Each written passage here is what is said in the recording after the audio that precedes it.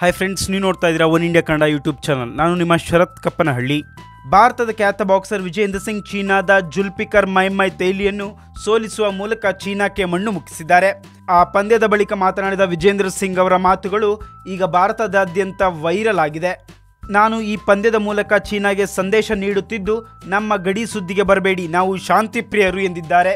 ನಾನು ಜುಲ್ಫಿಕರ್ ಮೈಮೈ ತೈಲಿ ಅವರ ಈ ಬೆಲ್ಟನ್ನು ಅವರಿಗೆ ಹಿಂತಿರುಗಿಸುತ್ತೇನೆ, ಆದರೆ ಮುಂದೆಂದೂ ಚೀನಾ ನಮ್ಮ ಗಡಿ ವಿಚಾರಕ್ಕೆ ಬರಬಾರದು.